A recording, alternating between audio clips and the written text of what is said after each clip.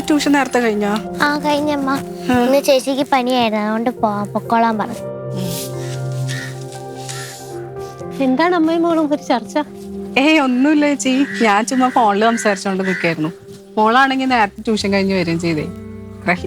മോള് ചെല്ല്, അമ്മ പാലെടുത്ത് വെച്ചിട്ടുണ്ടാ കുടിക്കണേ. ശാരിയെ ഇപ്പൊ ഒന്നും കാണാനില്ലല്ലോ മുറ്റത്ത്. സത്യം പറഞ്ഞാ പേടിച്ചിട്ടാ ചേച്ചി. മുറ്റത്തേക്ക് ഇറങ്ങിക്കഴിഞ്ഞാൽ ചേച്ചിനെ കണ്ടിട്ട് മിണ്ടാതെ പോകുന്നത് എങ്ങനെയാ? മിണ്ടിക്കഴിഞ്ഞാ അതെങ്ങാനും ഇവിടുത്തെ അമ്മ കണ്ടു കഴിഞ്ഞാൽ അത് ഏട്ടനോട് പറഞ്ഞു കൊടുക്കും. അന്ന് പിന്നെ ഫുൾ പ്രശ്നമാണ്. ആ ഇവിടുത്തെ ചേച്ചിയുടെ സെയിം സ്വഭാവം തന്നെ അനീഷിന്. ആരോടും ഒരു സഹതാപവും ഇല്ല, സ്നേഹവും ഇല്ല. സ്നേഹമൊക്കെ ഉണ്ട്, പക്ഷെ മനസ്സിലാന്നേ ഉള്ളൂ, പ്രകടിപ്പിക്കില്ല. പിന്നെ ഏട്ടന്റെ പോളിസി എന്ന് പറഞ്ഞാൽ ആരും ആശ്രയിക്കരുത്, ആരും സഹായിക്കരുത്. പിന്നെ മുൻകോപം, ദേഷ്യം വന്നു കഴിഞ്ഞാൽ പിന്നെ ഉപദ്രവിക്കെങ്ങനെ ചെയ്യൂ? ഉപദ്രവിക്കൊന്നുമില്ല, മാരയായിട്ട് പറഞ്ഞു കളയും, പിന്നെ ഒന്നും പറയണ്ട. ചേച്ചി ഞാൻ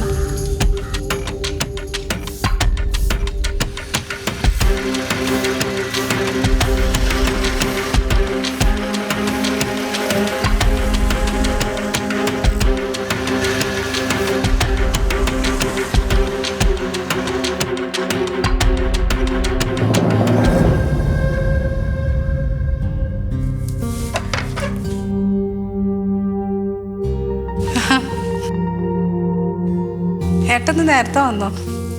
നേരത്തെ വന്നത് ബുദ്ധിമുട്ടായോ? അല്ല, അവിടെ എന്തായിരുന്നു ചർച്ച?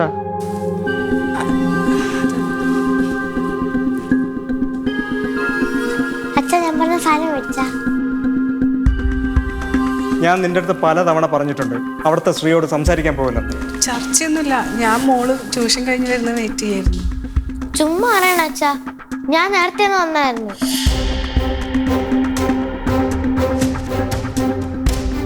ഇതിനു മുമ്പ് ഞാൻ പല തവണ നിന്നോട് പറഞ്ഞിട്ടുണ്ട് ആ സ്ത്രീയായിട്ട് ഇങ്ങനെ ചർച്ചയ്ക്ക് പോകലെന്ന്. ഇതിന് മാത്രം ഇത്ര സംസാരിക്കാൻ എന്തോന്നിരിക്കുന്നു? അയൽപ്പക്കക്കാരായിട്ട് സഹകരണം നല്ലതല്ലേ ഏട്ടാ? അത് ഇത്ര വലിയ പ്രശ്നമാണോ? പ്രശ്നം തന്നെയാണ്. എന്റെ വീട്ടിൽ ആരും ഒന്നും സംസാരിക്കാനും വരണ്ട, ഒന്നും കേൾക്കാനും പോണ്ട.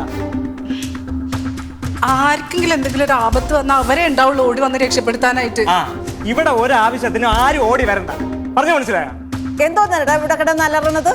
അമ്മ അറിഞ്ഞില്ലേ ഇവിടെ അപ്പുറത്തെ സ്ത്രീയായിട്ട് ചർച്ചയ്ക്ക് പോയത്? ഇവിടത്തെ ന്യൂസ് മുഴുവൻ അപ്പുറത്തുകൊണ്ട് കൊടുത്തു കാണും.